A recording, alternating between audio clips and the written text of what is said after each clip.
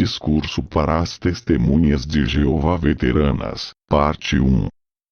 Lembra que vocês diziam que um jovem, dono de uma rede de lojas de roupas feitas dos Estados Unidos, que ele estava desapontado com os ensinos religiosos falsos da sua religião, e resolveu se desligar da mesma, e vender sua rede de lojas, e abrir uma gráfica para publicar as descobertas que ele fez? Que ele descobriu na Bíblia, que não existia um inferno de fogo e apontou a mangueira para ele, e o apagou. E passou a ensinar que o inferno era a sepultura. Que ele descobriu na Bíblia, que não existia a imortalidade da alma, e passou a ensinar que a alma morre. Que ele descobriu na Bíblia que não existia a Trindade, e passou a ensinar que Jeová era maior que Jesus, e que Jesus não sabia de coisas que só Jeová sabia. Então, como poderiam ser três pessoas iguais?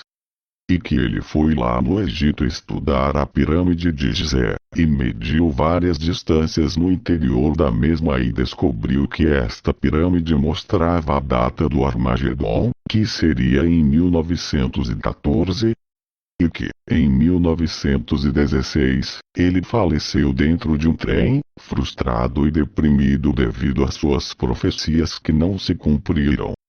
Este jovem era chamado Charles Taze Russell, e quando ele se desligou da sua antiga religião, para fundar a que hoje é a JW.org, este ato se chama apostasia contra a sua antiga religião.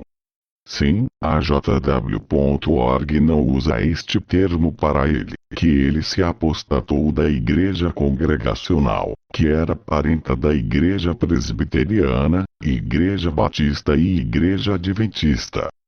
Sim, a JW.org não ensina esta verdade, que o pastor Charles Taze Russell se apostatou de sua antiga religião porque ele discordou de muitos falsos ensinamentos que havia nela. Correto. E resolveu abrir a que hoje é a JW.org.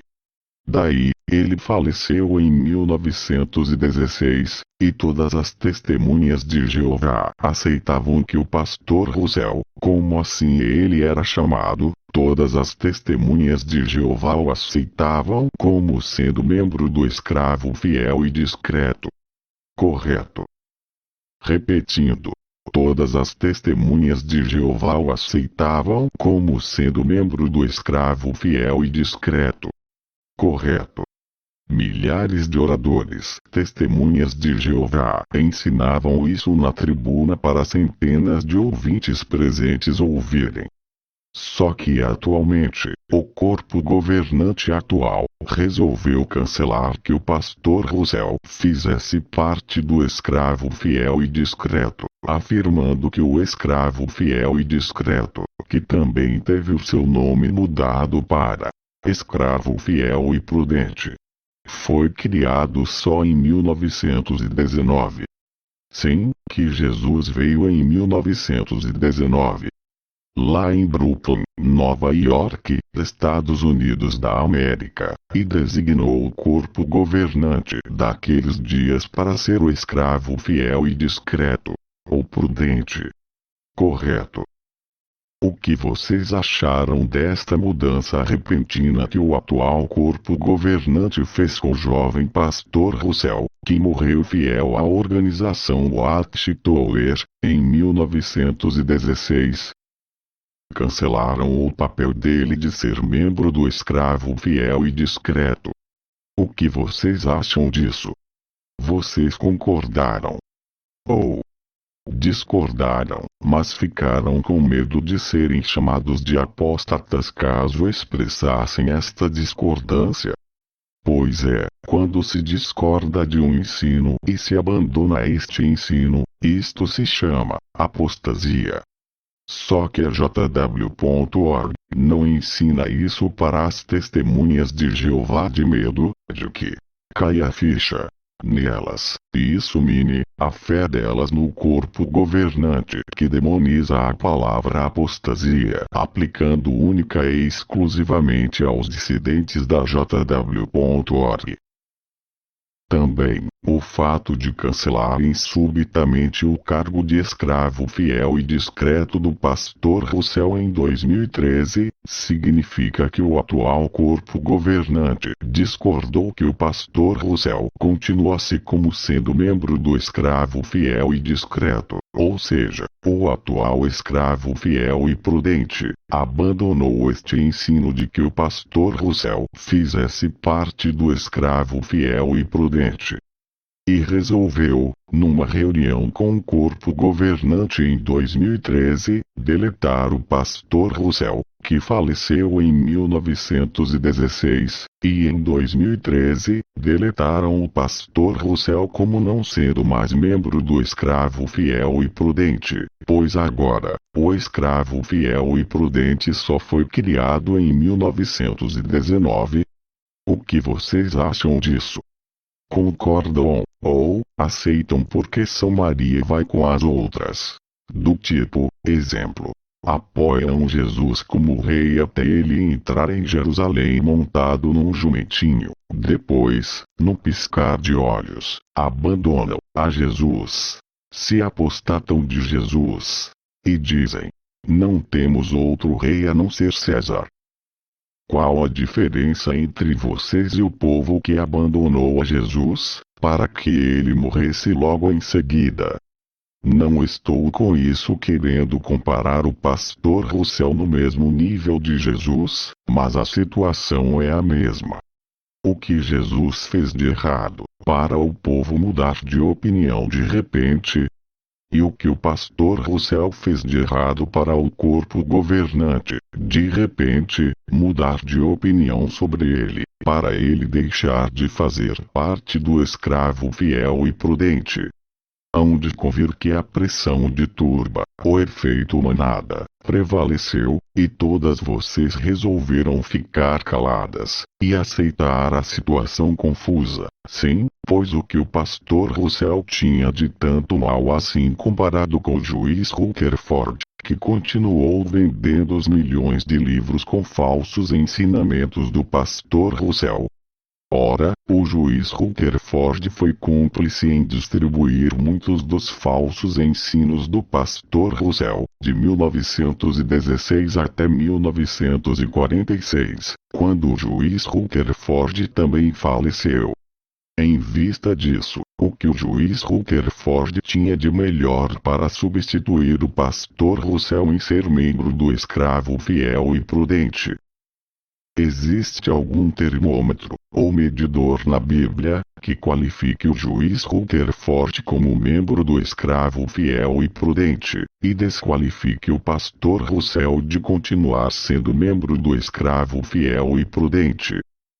Se existe este medidor na Bíblia, por que o corpo governante não mostrou este medidor para as 8 milhões de testemunhas de Jeová, saberem o motivo do pastor Russell ser excluído do escravo fiel e prudente em 2013, e o juiz Rutherford continuar sendo membro do mesmo até o presente? Espero respostas.